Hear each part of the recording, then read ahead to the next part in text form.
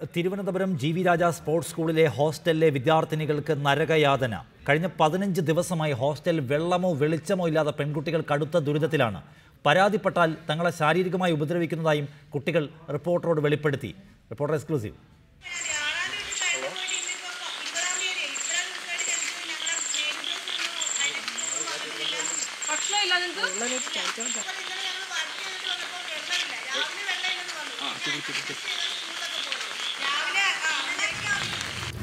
സംസ്ഥാനത്തെ കായിക സ്കൂളുകളിലൊന്നായ ജി.വി. രാജ സ്കൂളിലെ പെൺകുട്ടികളുടെ വെളിപ്പെടുത്തലാണിത്.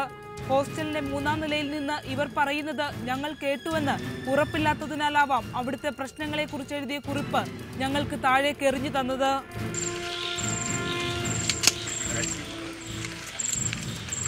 കുറിപ്പിൽ ഇങ്ങനെ പറയുന്നു: ഞങ്ങളുടെ വാർഡൻ ഞങ്ങളെ മാനസികമായും ശാരീരികമായും ഉപദ്രവിക്കാറുണ്ട്.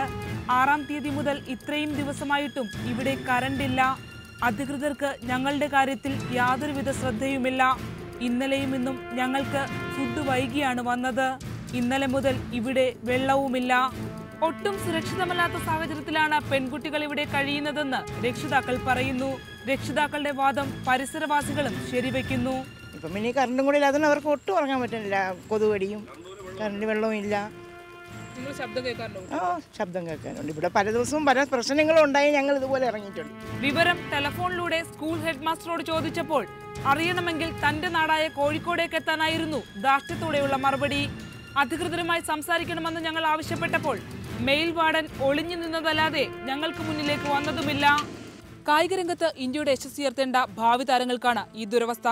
ആവശ്യത്തിന് ഭക്ഷണമോ വെളിച്ചമോ വെള്ളമോ ഇല്ലാതെ ഈ കുട്ടികൾ നരകയാതന അനുഭവിക്കുമ്പോഴും അധികൃതർ ഇതിന് പുല്ലുവില പോലും കൽപ്പിക്കുന്നില്ല. സർക്കാർ ഈ വിഷയത്തിൽ അടിയന്തര നടപടി കൈക്കൊള്ളുക തന്നെ വേണം. തിരുവനന്തപുരം ജി.വി. രാജ സ്പോർട്സ് സ്കൂളിൽ നിന്നും ക്യാമറമാൻ കാജ ഹുസൈനൊപ്പം ശരണ്യ സ്നേഹജൻ, റിപ്പോർട്ടർ.